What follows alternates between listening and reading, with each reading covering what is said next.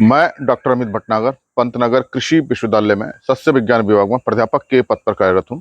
और इस चैनल के माध्यम से मेरा ये प्रयास है किसानों तक सही जानकारी पहुंचे ताकि उसका लाभ वो खेती में ले सकें। आज जो बात करना चाहता हूँ वो यूरिया फर्टिलाइजर की है। यूरिया फर्टिलाइजर से जो हमें नाइट्रोजन मिलती है उसका बहुत ज़्यादा नुकसान होता है। क्यों होता है और इस नुकसान से हम कैसे बच सकते हैं? जो यूरिया है उसमें जो नाइट्रोजन है वो अमाइड के रूप में है। और जब हम इस यूरिया को मिट्टी में डालते हैं तो पानी में जाती है और वहाँ एक एंजाइम होता है यूरिएज। उस पानी में घुल करके इस यूरिएज एंजाइम के साथ ये नाइट्रोजन अलग होती है, एमाइड अलग हो जाता है। और ये एमाइड नाइट्रोजन जो होती है वो अमोनियम में बदलती है और ये अमोनियम फिर नाइट्रेट में बदलती है और फिर इसको पौधे लेते हैं। तो इसका मतलब ये हुआ कि जो यूरिया की एमाइड नाइट्रोजन है वो अमोनियम और नाइट्रेट में बदलती है। अब मिट्टी के अंदर ये नाइट्रोजन स्थिर नहीं हो पाती है। जैसे फास्फोरस स्थिर हो जाता है ये स्थिर नहीं हो पाती। बहुत ज़्यादा इसके नुकसान होने लगते हैं। अगर मिट्टी की पीएच बहुत ज़्यादा है, मतलब 8 से ज़्यादा जाती है, तो ये अमोनियम आयन जो है अमोनिया गैस में बदल जाता है, जिससे ये गैस बन के उड़ जाता है। तो इसका मतलब कि जो यूरिया से जो नाइट्रोजन मिली वो अमोनिया गैस में बदल जाएगी अगर मिट्टी की पीएच बहुत ज़्यादा है।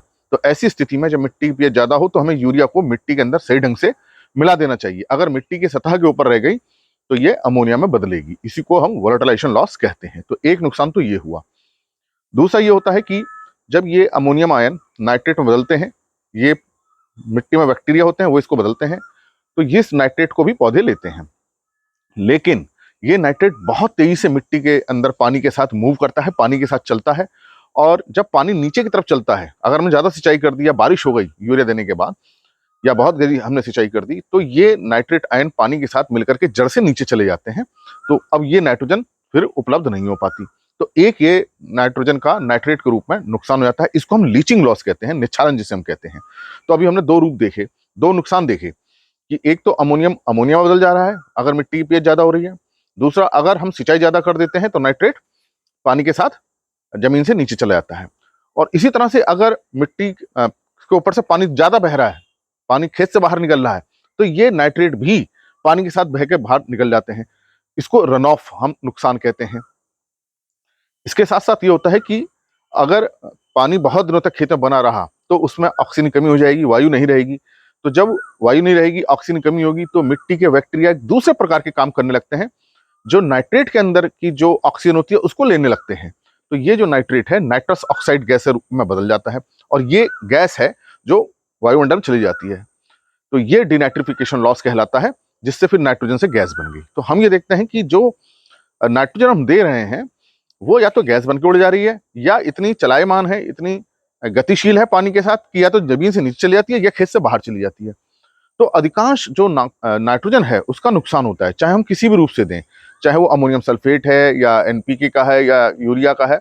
नाइट्रोजन का जमीन में रोकना बड़ा मुश्किल काम होता है और इसके बहुत सारे नुकसान होते हैं। तो जनरली जो हम नाइट्रोजन देते हैं उसका लगभग 30-35% ही पौधे को मिल पाता है, 60-65% लगभग इसका नुकसान हो जाता है। तो ये बहुत बड़ा नुकसान होता है और इसको रोकना बड़ा मुश्किल काम होता है, क्योंकि ये जो मैंने आपको बताया गैस बनना या पानी के साथ बहना ये प्राकृतिक रूप से होता है।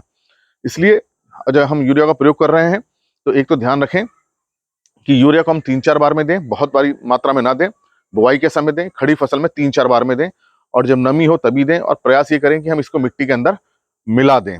मिट्टी के अंदर मिल जाती है तो नुकसान कम होते हैं। तो अगर आप ये 2-3 बातों का ध्यान रखेंगे तो हम इस नुकसान को रोक सकते हैं। तो हमें प्रयास ये करना चाहिए कि यूरिया की बहुत सारी मात्रा एक बार में ना दें, और खड़ी फसल में भी हमको 3-4 बार में देना चाहिए, टुकड़ों में करके, ताकि पौधे इसका ज्यादा से ज्यादा उपयोग कर सकें। तो आप ये 2-3 बातों का ध्यान रखेंगे तो नाइट्रोजन के यूज को हम बढ़ा सकते हैं और जो नुकसान हो रहा है उसको हम रोक सकते हैं, ताकि हमारा फसल उत्पादन अच्छा हो सके।